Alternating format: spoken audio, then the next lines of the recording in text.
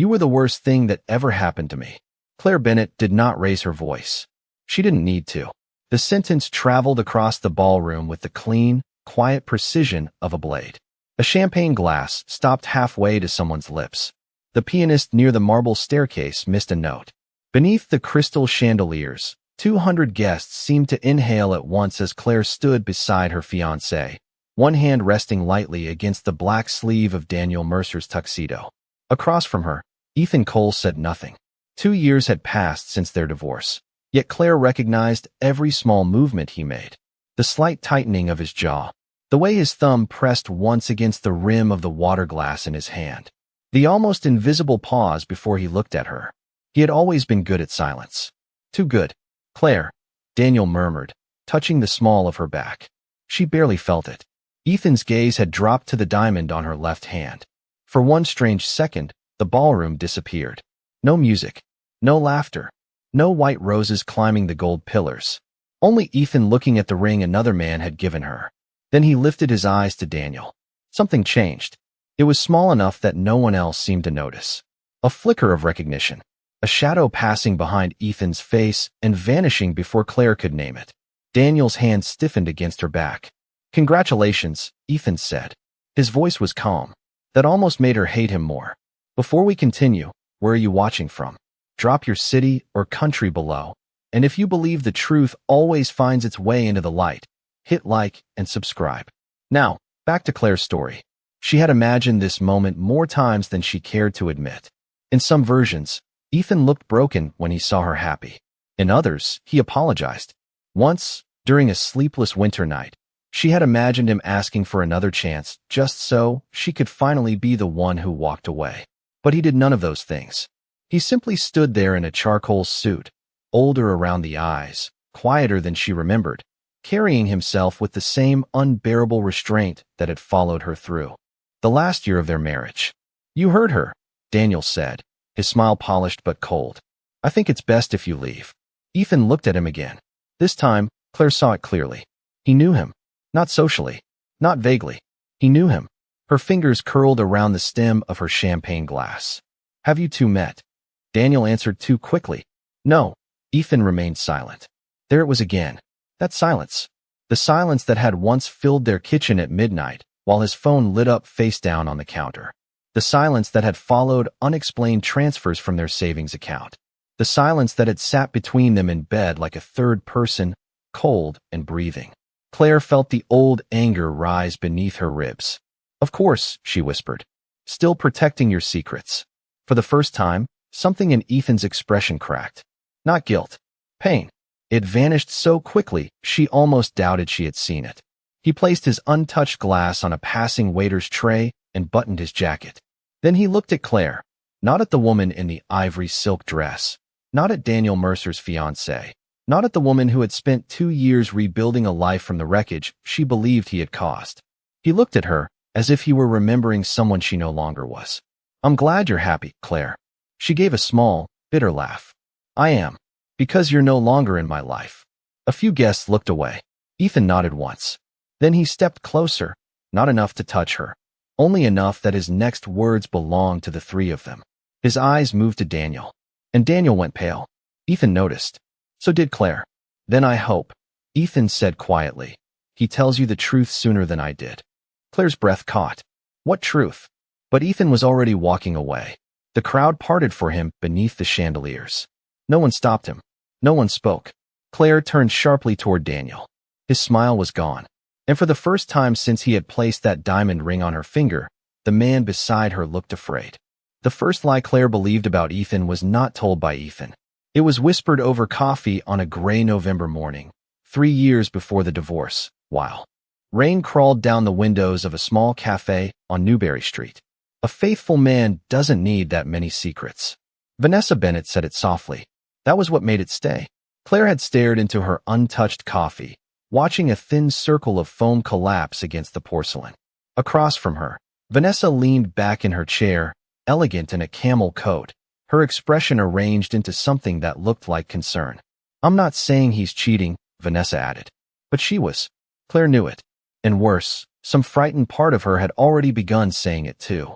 The memories returned now in fragments as she stood in the ballroom beside Daniel, watching the doors close behind Ethan. His words still hung inside her. "I hope he tells you the truth sooner than I did." "Claire." Daniel touched her elbow. She turned.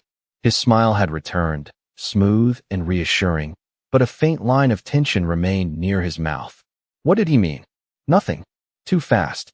The answer struck her with the same strange force as Vanessa's words years ago. Claire looked toward the ballroom doors, and suddenly she remembered another door. Their kitchen. Midnight. Ethan entering quietly with rain darkening the shoulders of his coat. She had been waiting at the table. His dinner sat untouched beneath the pendant light. A plate of roasted chicken, cold potatoes, 2 candles burned down to crooked pools of wax because it had been their 7th anniversary, and Ethan had promised he would be home by 8. He arrived at 12:43. "Where were you?" Ethan stopped. "Just for a second." "Work." His phone lit up on the counter. He turned it face down. Claire remembered the sound more than anything. The small, flat tap of glass against stone. A meaningless sound. Until it wasn't. Weeks later, she found the bank transfer. $48,000. Gone from an account they had built together. No explanation in the transaction notes. No warning. No conversation. When she confronted him, Ethan stood by the window with both hands in his pockets. "I can't explain it yet." Yet. That word had poisoned everything. Then came the shirt. Pale blue cotton, folded over the bedroom chair. Claire lifted it to move it, and caught a sharp, unfamiliar scent near the collar. Clean. Chemical. Not his cologne. She had pressed the fabric to her face again, heart pounding, and decided it smelled like another woman. By then, Vanessa had become the voice Claire called when Ethan would not speak. "You're not imagining this," Vanessa told her. "You deserve honesty. You shouldn't have to beg your husband for the truth." Each sentence was gentle. Each one tightened the rope.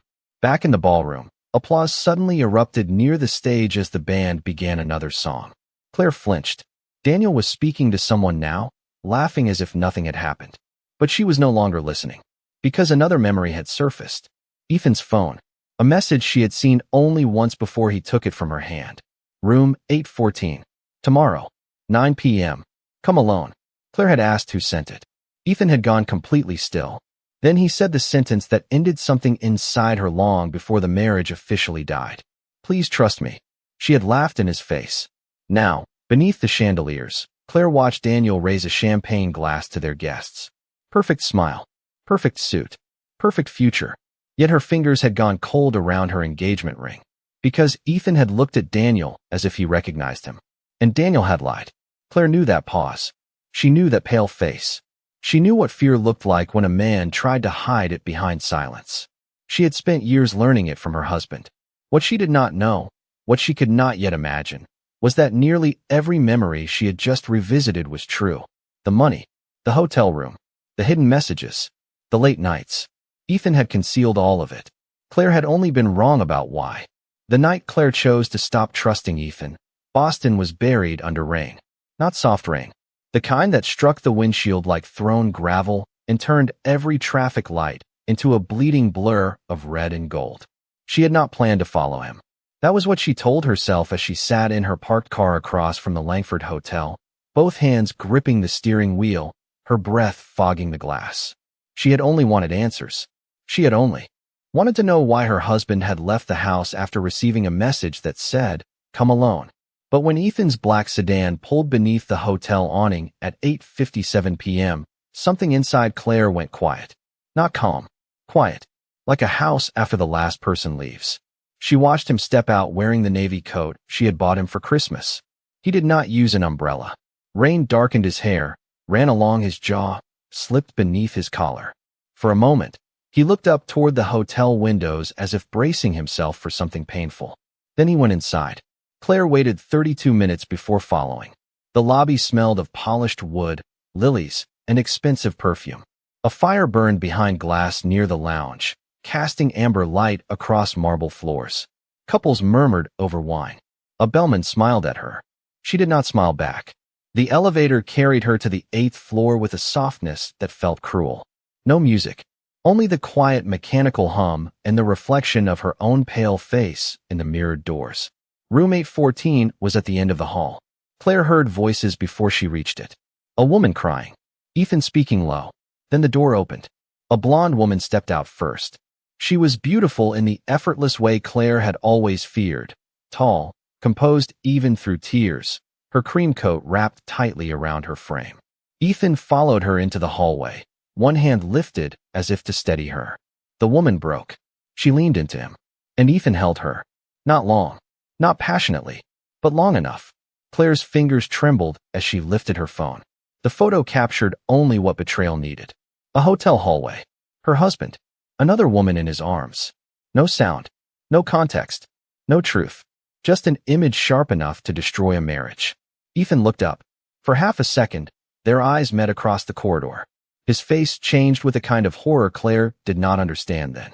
He stepped away from the woman. Claire. She turned and ran. He called her name once more, but she had already reached the elevator, stabbing the button with wet fingers. When the doors closed between them, Ethan stood at the end of the hall, rain still clinging to his coat, his mouth parted. Around an explanation he would never give. By morning, the divorce papers were on the kitchen table. Ethan came downstairs at 7. He saw the documents before he saw her. Claire sat across from them, wearing the same clothes from the night before. Her eyes burned, but she had not cried. Not yet. Anger had held the tears hostage. He looked at the papers, then at the photograph beside them. For the first time in months, she saw something unguarded cross his face. Recognition. Not surprise. Recognition. That wounded her more than denial would have. So it's true, she whispered. Ethan closed his eyes. No, don't. Her voice cracked like glass. Don't stand there and insult me with another secret. He reached for the chair, but did not sit. I can't explain everything. Claire laughed once, cold and empty. You can't explain the money. You can't explain the hotel. You can't explain her. She pushed the photo toward him. What can you explain, Ethan? His hand hovered near the picture, then fell back to his side. Nothing. He said nothing. And in that silence, Claire sentenced him. You were the problem, she said. You were always the problem. Ethan's jaw tightened. A tiny movement. A man swallowing 1,000 words. At last, he asked, Are you sure this is what you want? She wanted him to fight. That was the cruelest part. Some ruined, foolish piece of her wanted him to cross the room, tear the papers in half, tell her everything, tell her anything, prove that the man she loved had not vanished behind locked doors and late-night messages. But he only stood there, still protecting whatever had mattered more than their marriage. Yes, Claire said. The word came out steadier than she felt. Ethan nodded once. Then he picked up a pen. He signed first. And that was how Claire remembered the end of her marriage. Not as a scream, not as a storm, not even as betrayal. As ink drying quietly on paper while the man she loved chose silence over her. 2 years after Claire left Ethan, she learned how peaceful a life could look from the outside. Her mornings began at 6:15. No arguments. No lock screens glowing in dark kitchens. No dinners cooling beneath pendant lights. While she listened for a key in the front door, she lived in a sunlit apartment overlooking the Charles River, where pale morning lights spilled across oak floors and turned the windows gold. She drank coffee from a white ceramic mug, answered emails barefoot, and kept fresh tulips on the kitchen island because Ethan had once said flowers were a waste if they died in a week. Claire bought them every Monday. At Bennett & Rowe, the family design firm her mother had helped build, Claire became sharper after the divorce. Quieter, harder to surprise.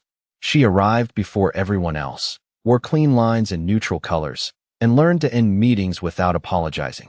Within 18 months, she had secured 2 major development contracts and pulled the company through its strongest quarter in a decade.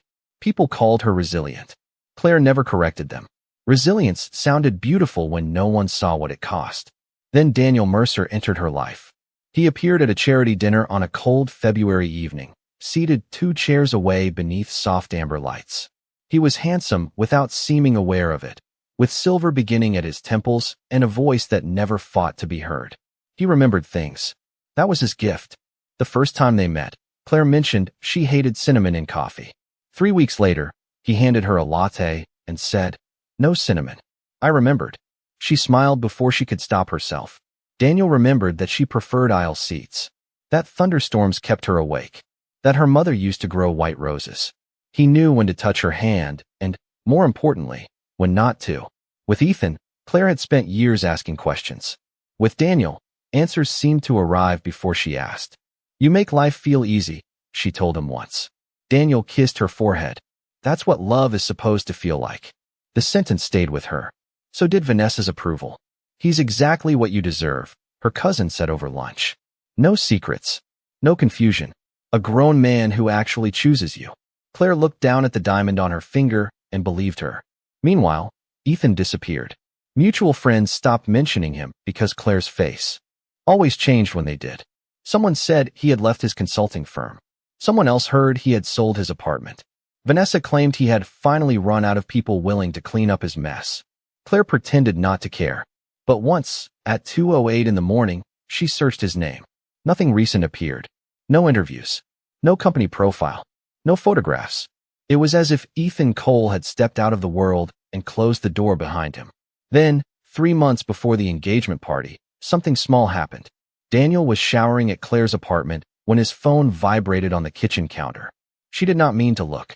She only turned because the sound startled her. A message preview flashed across the screen. VB, she still doesn't suspect anything. Claire froze. The message vanished as the screen dimmed. VB. Her first thought was Vanessa Bennett. Then she laughed at herself. Ridiculous. Vanessa adored Daniel. Vanessa had introduced them to half their social circle. Vanessa had been the first person Claire called after Daniel proposed. When he returned, hair damp, shirt unbuttoned at the collar, Claire asked casually, "Who's VB?" Daniel paused. Only half a second. "A client." He smiled. Claire smiled back and chose not to ask again. Now, standing in the ballroom after Ethan's warning, that forgotten message returned with brutal clarity. VB, she still doesn't suspect anything. Across the room, Vanessa was speaking quietly to Daniel. Too quietly. Claire watched her cousin lean close. Watched Daniel's expression harden. Then Vanessa glanced toward Claire. The moment their eyes met, she smiled. Warm. Familiar. Perfect. Claire felt the engagement ring tighten around her finger. For 2 years, she had believed peace meant the absence of questions. But as she stood beneath the chandeliers, watching the two people she trusted most stop talking the instant she approached, Claire understood something she should have learned long ago. Silence did not always mean guilt, and answers did not always mean truth. The box arrived on a Thursday morning, wrapped in brown paper and tied with a piece of faded string. Claire found it outside her apartment door, just after sunrise. No return address. No note. Only her name written in blue ink across the top. Claire Bennett. Not Mercer. Not yet. She stood barefoot in the hallway for a long moment, the city still half asleep beyond the windows, listening to the distant hiss of traffic on wet pavement. Something about the handwriting made her chest tighten. It was not Ethan's. It was her mother's. For several seconds, Claire did not move. Then she carried the box inside and placed it on the kitchen island between the Monday tulips and her untouched coffee. The string came loose easily. Inside were things she had not seen since the funeral. A silk scarf that still faintly smelled of lavender. A pair of reading glasses in a cracked tortoiseshell case. An old appointment card from Massachusetts General, folded once down the middle. A small silver locket Claire had given her mother on her 50th birthday. And at the bottom, wrapped in tissue paper, was a voice recorder. Black. Scuffed at the edges. Old enough to feel like it belonged to another life. Claire's hand hovered over it. Her mother, Eleanor Bennett, had died 5 months before the divorce papers were signed. Officially, it had been complications after a brief illness. That was what Claire told people because it was easier than explaining the long, cruel weeks when grief and suspicion had become tangled so tightly she could no longer tell which pain belonged to whom. She pressed play. Static filled the kitchen. Then a breath. Thin. Familiar. Claire. The sound of her mother's voice struck harder than any scream could have. Claire gripped the counter. My darling girl, Eleanor whispered through the recorder. If you're hearing this, then I suppose someone finally found the courage I didn't have. Claire's throat closed.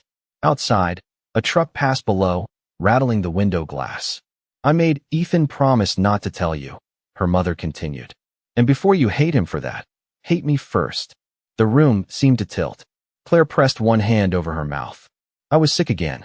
Worse than I let you know. Your pregnancy was already fragile, and the doctor said stress could make everything more dangerous. You were so happy. That summer, sweetheart. You were glowing. I couldn't bear to turn your joy into hospital rooms. Claire backed away from the counter as if distance could change the words. Pregnancy. The word opened a door she had nailed shut. A tiny heartbeat on a monitor. Ethan's hand trembling around hers. The white bathroom floor weeks later. Blood. Silence. Then the beginning of blame. You probably thought Ethan was absent, Eleanor said, her voice weakening. He wasn't. He was with me. At appointments. At consultations. Begging specialists. Paying bills I begged him not to pay. Claire stared at the old appointment card in the box. Massachusetts General. Same date as their anniversary. Her anniversary. The night Ethan had come home after midnight.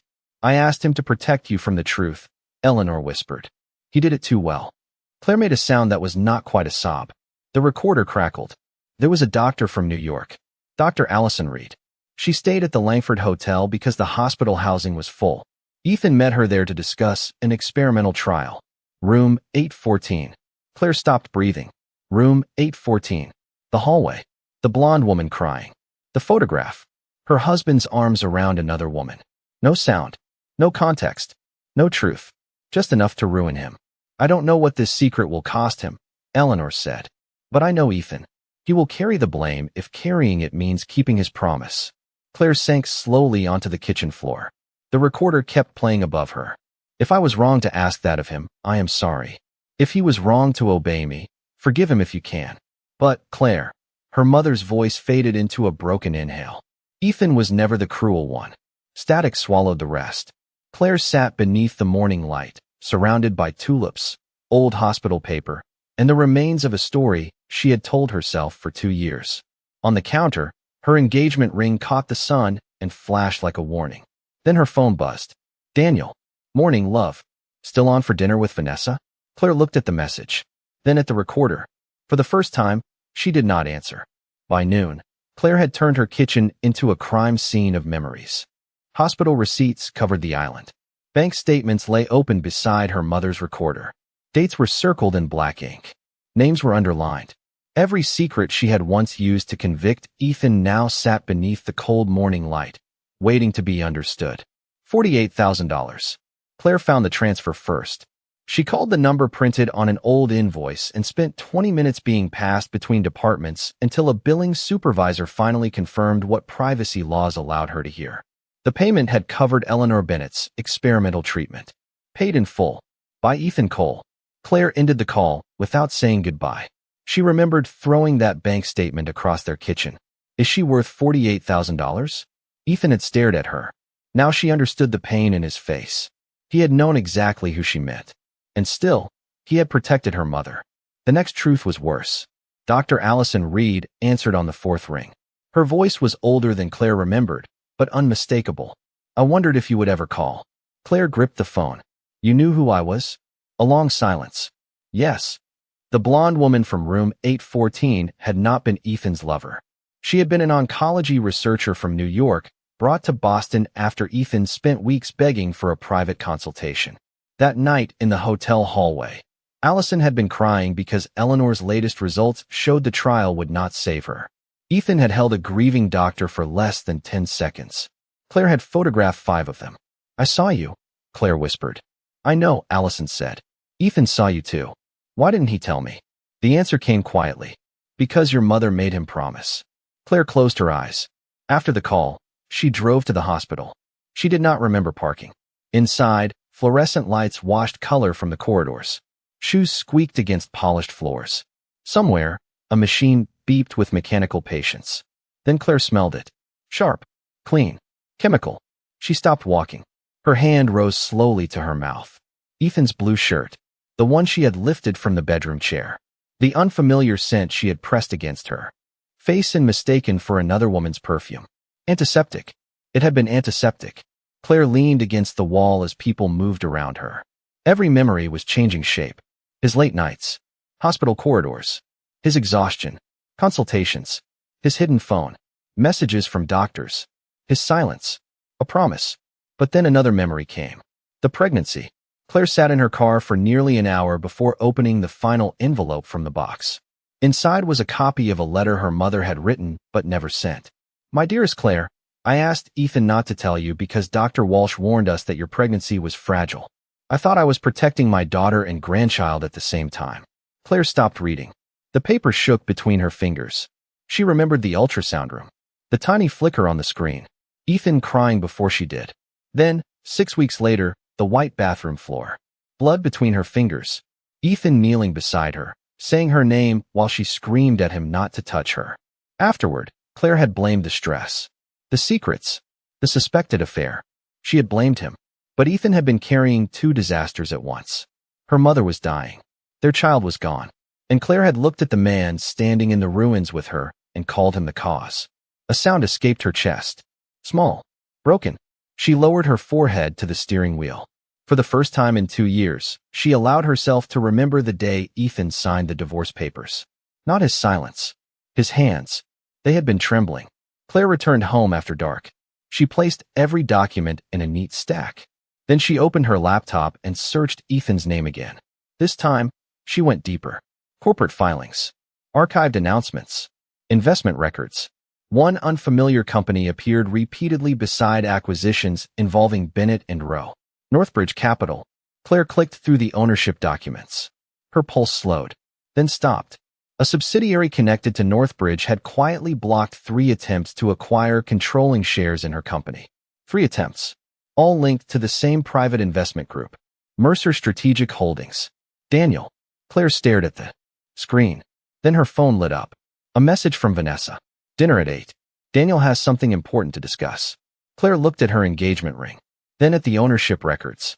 The truth about Ethan had just destroyed the past, but the truth about Daniel was coming for her future. Claire did not go to dinner to confront them. Not at first. She went because she needed to see how a lie behaved when it believed it was still safe. The restaurant was on the top floor of a glass tower overlooking Boston Harbor, all dark wood, low candles, and windows reflecting the city like a second, colder sky. Daniel had chosen a private table in the corner. Vanessa was already there when Claire arrived, dressed in ivory, smiling as if nothing in the world had ever touched her without permission. "You look pale," Vanessa said. Claire removed her coat slowly. "I didn't sleep much." Daniel stood to kiss her cheek. His cologne was expensive, warm, familiar. For the first time, Claire wondered whether he had chosen it or whether Vanessa had told him what she liked. Dinner unfolded with terrifying elegance. Wine poured. Silverware whispered against porcelain. Vanessa laughed too brightly at Daniel's jokes. Daniel touched Claire's hand exactly 3 times, each one placed like punctuation. Then he opened the folder. "Bennett and Rowe has been strong under your leadership," he said. "No one doubts that." Claire looked at the papers. A partnership proposal. Acquisition language hidden beneath words like protection, growth, stability. Daniel's voice softened. "But the market is changing. You need someone with capital. Someone who loves you enough to make sure your mother's company survives. Your mother's company, not yours." Claire kept her face still. Across the table, Vanessa lifted her wine. "Honestly, Claire, this could save you years of stress. Daniel knows what he's doing." "Does he?" The question landed gently. Too gently. Daniel smiled. "Of course." Claire turned a page. Mercer Strategic Holdings. There it was, dressed in legal ink. The same name from the ownership records. The same group that had tried 3 times to take control of Bennett and Rowe through shell entities. The same group Northbridge Capital had blocked without ever stepping into the light. Claire looked at Vanessa. "When did you start helping him?" Vanessa's glass stopped halfway to her mouth. "I'm sorry. The client," Claire said. "VB. She still doesn't suspect anything." Daniel went still. Vanessa's smile thinned. For a moment, no one spoke. Around them, strangers continued eating under soft gold lamps, unaware that a family was quietly becoming a crime scene. Claire reached into her bag and placed a printed message log on the table. Then another document. Then another. Not dramatic. Not rushed. A slow burial. "Company projections," she said. "Private board concerns. My contract negotiations. Even notes from therapy conversations I only told you over lunch." Vanessa stared at the papers. Daniel's voice lowered. "Claire, this looks worse than it is." She almost laughed, because she had heard that tone before. Not from Ethan. From herself. 2 years earlier, when the evidence looked simple because she had needed it to be simple. Vanessa leaned forward. "You were vulnerable. I was protecting you." Claire looked at her cousin then, really looked. At the flawless makeup. The careful tears gathering too late. The woman who had sat across cafe tables and taught her how to distrust her husband one soft sentence at a time. A faithful man doesn't need that many secrets, Claire said quietly. Vanessa blinked. Recognition moved across her face before she could hide it. Claire's stomach turned cold. You knew, Claire whispered. Vanessa said nothing. But silence had changed now. Claire could read it. You knew Ethan was helping my mother. Daniel looked sharply at Vanessa. There it was. The crack between them. Vanessa set her glass down. I knew he was hiding something. I didn't know all of it. Claire's eyes burned. Enough. Vanessa's face hardened. You have no idea what it was like watching everyone worship him. Ethan the loyal husband. Ethan the saint. Meanwhile, you were falling apart, and he gave you nothing. I just helped you see what he refused to explain. No, Claire said. You helped me destroy my marriage. Daniel reached for her hand. Claire, listen to me. She pulled away. His expression changed then. The warmth vanished first. Then the patience. What remained was a man she had never loved because she had never actually met him. I approached you because your company was undervalued, he said carefully. But what happened between us was real. Claire looked at the proposal, then at the ring on her finger. Real. The word barely made a sound. Her phone buzzed before Daniel could answer. An email. Subject. Emergency board meeting. Tomorrow, 9 a.m. Attached was a revised voting structure. Northbridge Capital had called the meeting. Claire opened the final page and saw a name listed under authorized representative. Ethan Cole. For several seconds, she could not breathe. Daniel saw it too. His face drained of color. Vanessa whispered, That's impossible. Claire stood. The chair legs scraped against the floor, sharp enough to turn heads. She removed the engagement ring, placed it beside Daniel's untouched wine, and looked at both of them through the candlelight. Tomorrow, she said, you can explain it to the board. Then she walked out. Behind her, Daniel called her name. Vanessa did not. Outside, the harbor wind cut through Claire's dress, cold and clean and merciless. She stood under the city lights with Ethan's name glowing on her phone, and for the first time in 2 years, she understood the difference between a man who hid the truth to control her, and a man who had hidden it because he was breaking under the weight of a promise. At 8:59 the next morning, Claire walked into the boardroom expecting to find Ethan waiting for her. His chair was empty.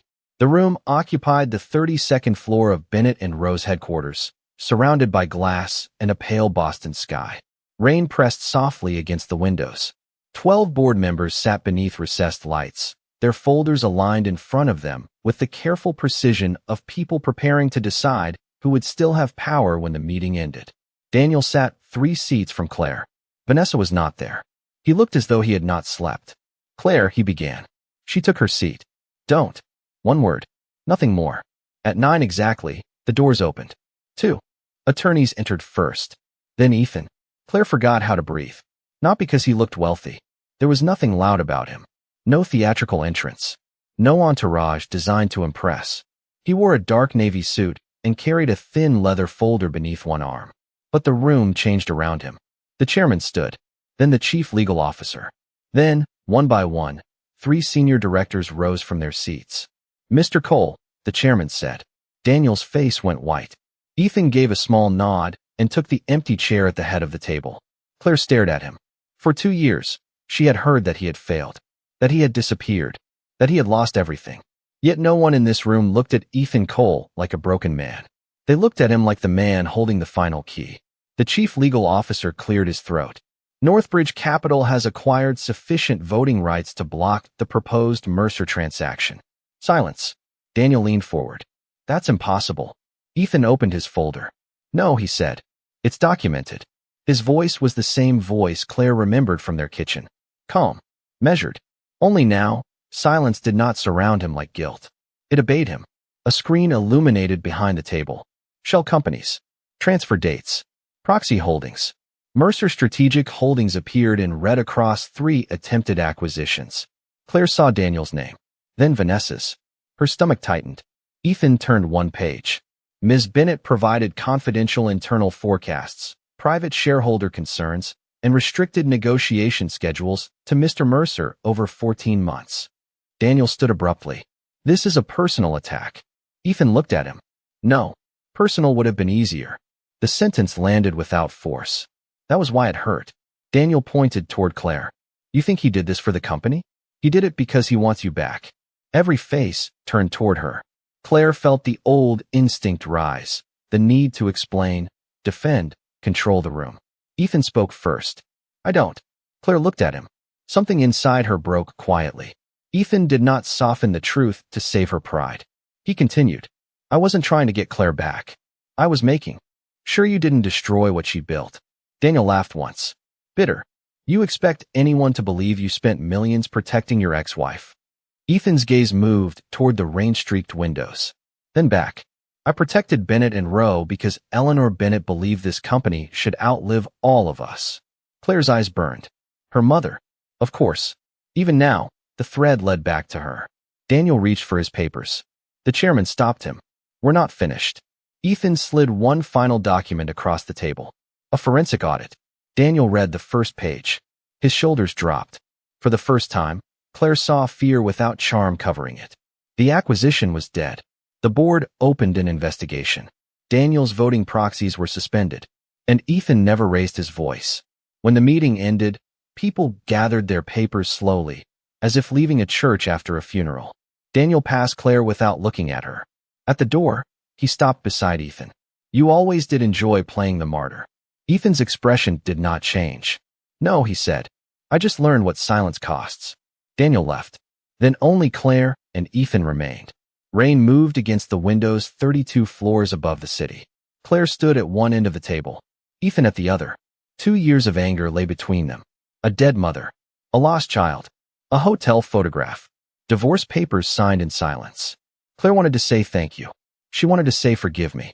She wanted to ask why he had protected her company after she had stood beneath chandeliers and called him the worst thing that ever happened to her. Instead, only one question survived. Why didn't you tell me? Ethan looked at her for a long time. And when he finally answered, there was no victory in his face. Only exhaustion.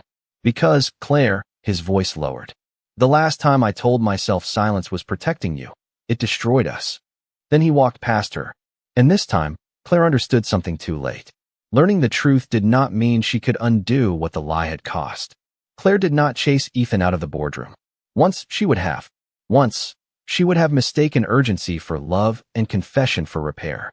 She would have run after him through the glass hallway, said his name too loudly, asked him to stop, asked him to listen, asked him to take the wreckage of truth and make it into something soft enough to hold. But that morning, Claire stayed where she was. The rain moved across the windows. Her reflection looked back at her from the glass, pale, still, no diamond on her hand. For the first time in 2 years, she did not look like a woman who had survived Ethan Cole.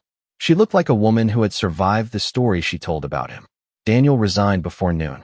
By evening, Mercer Strategic Holdings was under investigation. Vanessa disappeared from every family group chat, then sent one message Claire did not open. Please let me explain. Claire deleted it. Some explanations arrived too late to deserve an audience. For 3 weeks, she did not contact Ethan. Instead, she read everything again. Her mother's letter, the hospital receipts, the divorce papers, her own old messages. You ruin everything. I should have known better than to trust you. You were always the problem. The words looked different in daylight. Not false exactly. Worse. Incomplete. And incomplete truths had ruined more than lies ever could. One evening, Claire drove to the cemetery with white roses in the passenger seat. The grass was wet beneath her heels. Her mother's name was carved into dark stone, half covered by rain. Claire knelt. I know now, she whispered. No wind answered. No forgiveness fell from the sky. Only the quiet weight of knowing. For months later, Bennett and Rowe opened the Eleanor Bennett Patient Support Center inside a renovated brick building near the hospital district. There were no chandeliers, no champagne towers, no photographers shouting for smiles. Just clean walls, soft chairs, fresh flowers, and a room where frightened families could breathe before bad news changed their lives. Claire stood at the podium in a simple black dress. Her voice did not shake. My mother believed dignity meant carrying pain without making it someone else's burden, she said. But I've learned that silence can become its own kind of wound. So this center is not only for treatment. It is for truth. For conversations that come before regret. In the last row, someone moved. Claire saw him. Ethan. He stood near the door, one hand in his coat pocket, older beneath the afternoon light. He had not come forward. He had not announced himself. He had simply shown up. When the ceremony ended, Claire found him outside beneath the awning. Rain touched the street beyond them. For a moment, neither spoke. Then Claire said, "I'm sorry." Not beautifully, not dramatically, just those two words, clean and late. Ethan looked at her. "I know." She swallowed. "I should have asked." "Yes," he said. The honesty hurt. She nodded because she deserved that hurt. "And I should have answered," he added. Claire looked up. His face was calm, but not cold. "I thought keeping my promise made me loyal," Ethan said. "Maybe it only made me afraid." Across the street, a siren faded into traffic. Claire twisted her bare finger where the ring used to be. "I don't know what forgiveness is supposed to look like." Ethan's mouth softened, almost a smile. "Maybe it doesn't have to look like going back." The words settled between them. Gentle. Final. Not a door closing. Not one opening.